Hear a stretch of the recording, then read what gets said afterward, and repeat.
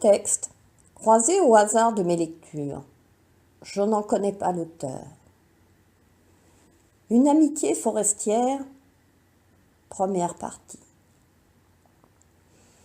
Il y a longtemps que je ne réserve plus mon amitié aux seuls individus du genre humain.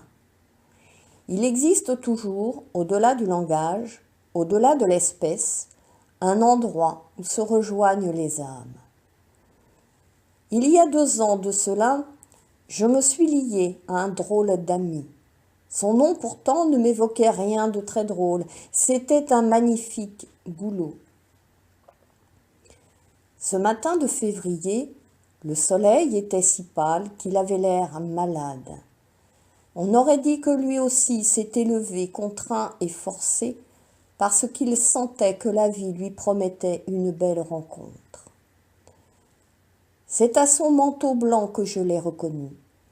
C'est tout ce qu'il avait pour se couvrir, mais il ne tremblait pas. Il n'avait rien ni personne pour l'abriter de la pluie et du vent et faisait face à la vie avec dignité dans ce petit bois où la vie l'avait planté. Et moi, j'ai toujours eu un faible pour ceux qui ne fuient pas devant la situation. Bonjour, monsieur le Boulot. Au cours de botanique, j'ai entendu parler des vertus de votre sève et je voulais savoir si vous m'autoriseriez à en prélever un peu pour mon usage personnel. Tu es bien de l'espèce humaine, répondit l'arbre, toujours à vouloir tirer parti de tout. Et que sais-tu de ma sève alors ?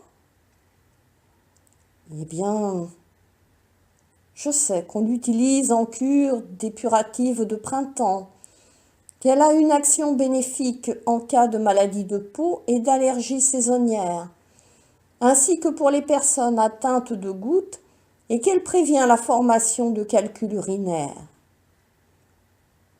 C'est tout. Tu as bien des choses à apprendre encore sur moi. J'ai une foule d'autres propriétés. Vous m'apprendrez ? On verra, répondit l'arbre avec un peu de brusquerie. Et comment comptes-tu t'y prendre pour prélever ma sève ? Tu vas me trouer l'écorce ?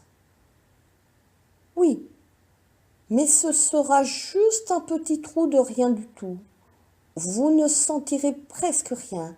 Et puis, je mettrai une paille dans le trou relié à une bouteille que j'accrocherai à votre tronc avec une sangle. Et j'aurai l'air de quoi, avec ton camelback ? Tu veux me ridiculiser ? Décidément, cet arbre était à fleur d'écorce. Mais non, c'est juste pour que la bouteille tienne. Je la cacherai avec des feuilles et personne ne verra rien. Alors, c'est d'accord ? Demandai-je avec inquiétude, tentant de le persuader. Seulement si tu me promets une chose. Ne prélève pas plus d'une bouteille par jour. Viens chaque matin me rendre visite et rebouche le trou avant que mes bourgeons n'apparaissent. Bois un verre de ma sève à jeun. Conserve le reste au frais et ne me gaspille pas.